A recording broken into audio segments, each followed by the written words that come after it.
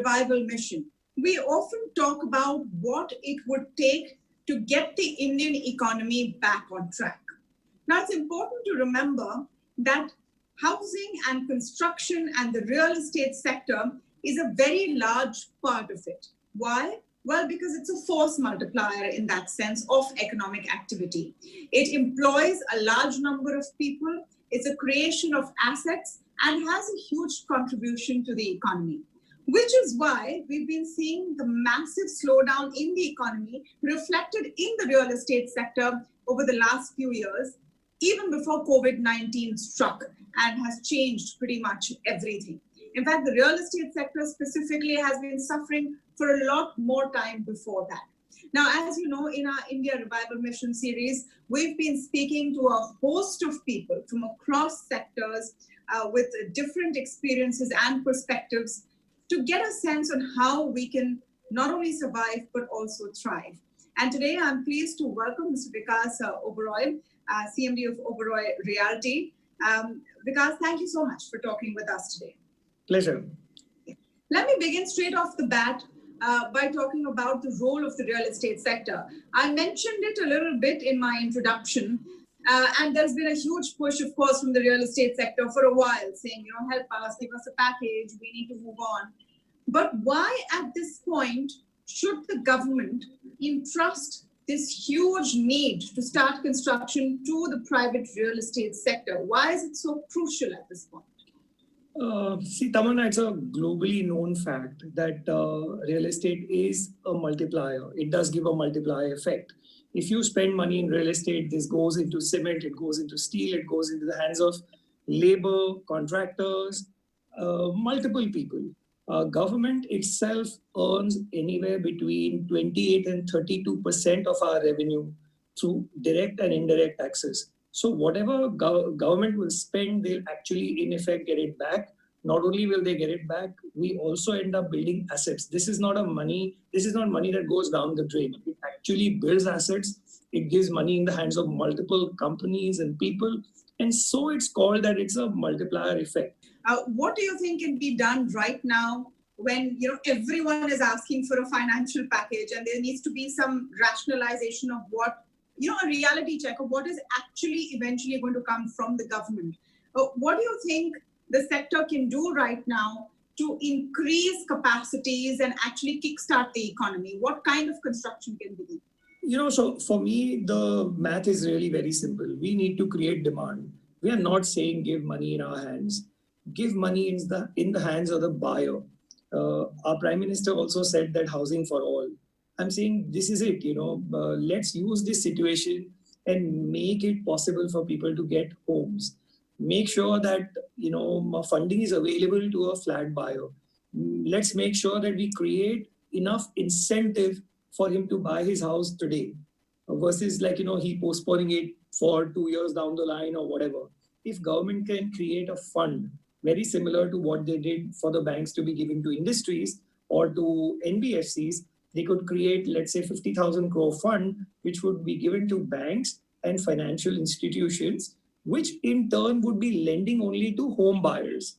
Now, if money is available cheap for a home buyer and that too for a limited period and a limited amount, there'll be a huge surge of people who would want to buy homes. A few hundred basis points cheaper and people are in it.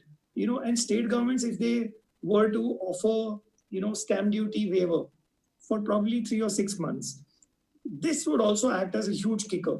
And what state government needs to realize is that in the absence of not giving any such benefit, they're anyway not getting anything. It's not like, if I don't give you stamp duty benefit, I am going to recover a lot of stamp duty revenue from you.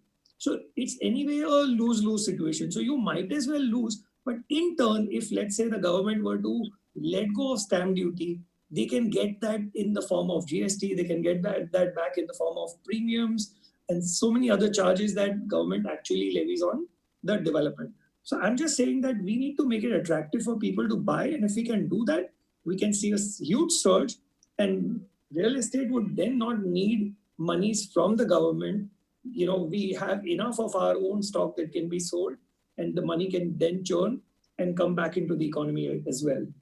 Give me a bit of a picture of the real estate sector. Now, inventory levels were very high towards the end of, I think, the middle of last year. Inventory levels have they pared down because new launches have reduced?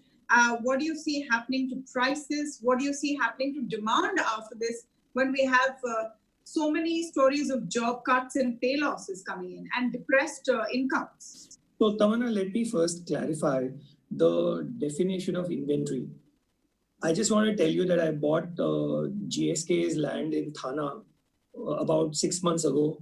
I have not done anything on that. I have 13 million square feet to build there, and even that is called inventory. That's how bizarre this word inventory is. There are no ready apartments in the city which are with occupation certificate and to be sold. Even if there are, they are actually in a few thousand and not in 50,000 and 20,000 and stuff like that. Probably it will be less than 1,000. That's how low the ready apartment inventory really is. And I can say that with my own experience. I have very little inventory in one of my projects, and everything else is now to be delivered 2 years down the line. And with whatever is happening today, with COVID-19, with labor going away, with financials not available, you're going to see a supply constraint happening going forward. So really, if people are expecting that there is huge amount of inventory and that's going to drag the prices down, they are living in a myth, absolute myth. There is no real inventory. It's unfortunate. I mean, if I put up a plant which is going to produce, let's say, 100,000 motorcycles a month, which I'm yet planning, will you call them as inventory?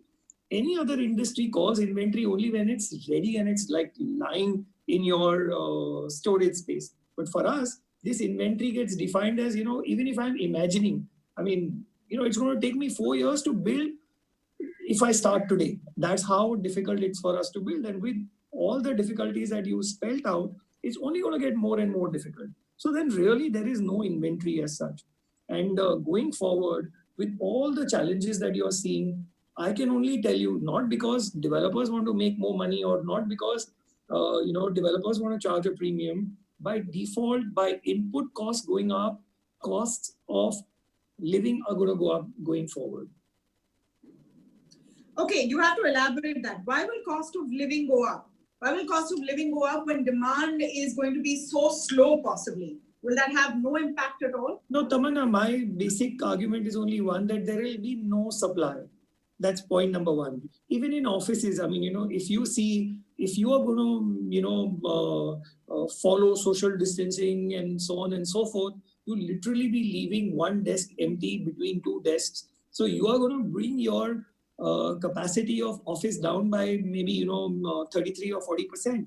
A lot of people say that, okay, I'll work from home and all that, but it's not happened. It can't happen. I mean, I was reading somewhere that TCS said that 70% of our workflow will go back to homes. I want to ask TCS, they are considered to be a smart company. I respect them a lot. Why would it not have occurred to them earlier to do something like this? I mean, you don't need such a desperate situation for you to think like that. I mean, we are all here to push our bottom lines up. Why would companies not have ever thought?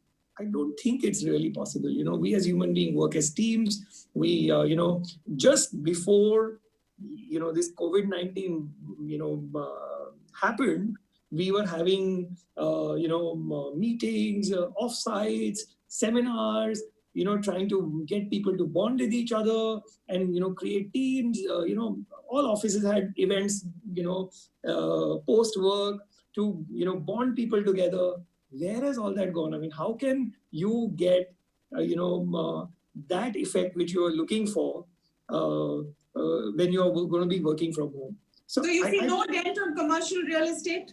And what about shared workspaces? That fad, do you see that, it looks like a fad right now with the way, things have panned out for WeWork, etc. What is going to happen to all of these business models in real estate? So thank you for asking that, because the minute density in any office will go down, I will have to recover that much more money per seat from somebody else. And that's where the prices will go up.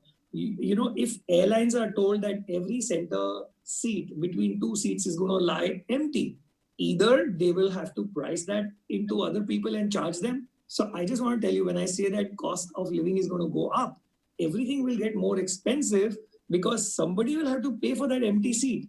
And airlines are not going to run at a loss. I mean, they will shut down. So travel will stop. And once travel will stop, you'll have to pay that much more money. You might choose to travel less, but when you travel, you'll have to pay. You may choose to work less, but if you want to work, then you'll have to pay for that space that you take. So in shared spaces also, maybe distancing and density of offices will come down, and because of that, you'll probably have to pay more rent per desk. What do you see as the pickup cycle for real estate and the revival for real estate once again? And we've talked in quite a bit of detail of all of the problems plaguing it. There was an issue even before we went into COVID. The entire economy was depressed. In terms of demand, do you see some time before people feel secure enough to go out and commit to EMIs, buy houses, rent office spaces? Look, today, everybody is really worried when will the COVID vaccine come out. So it really, everything hinges around that. The confidence of people. Of course, you'll have players who will want to, take benefit of the situation and probably go and get a deal or two. And they will obviously also. But once the vaccine is, invented, even today, a little news about somebody having discovered something gives a kick into the stock market. So I clearly believe that this V-shaped recovery or the U-shaped recovery, the recovery will happen once we have the vaccine in place. And once you have the vaccine in place, it will recover really, really very fast. And that's really my hope, I would say. Just one more point from you, Mr. Oberoi, on the future of our cities. I think one thing that COVID-19 has taught us is how vulnerable we are if there are a large number of people living in slums in our cities. We're seeing that in Mumbai, definitely, and in other large cities as well. Do you think this is an opportunity to relook very closely at urban housing? I totally agree with you. I think, government should come up with a very comprehensive, slum rehabilitation program. I have been saying this in many forums that if, let's say, one wants to, build a house, and if it's 400 or 500 square feet at 2,000 rupees, it's anywhere between 8 and 10 lakh rupees per house. If the government were to soft fund these people and give them a soft loan, you can see that you do not need any developer to do any SRA project. People living in the slums can afford, anywhere between 6 and 8 lakhs with the help of the government and build these out. So one, you will be solving the SRA problem. You will actually be, whatever monies that are going to be spent, 2,000 rupees per square foot multiplied by whatever area you build and, rejuvenate in terms of slums, you will actually be pumping that much money in the economy again, and you'll be giving better homes. They will have better healthcare facilities and so on and so forth. So I really feel that this will have to be looked into very extensively, and a new model has to be made to really ensure that everyone gets a house.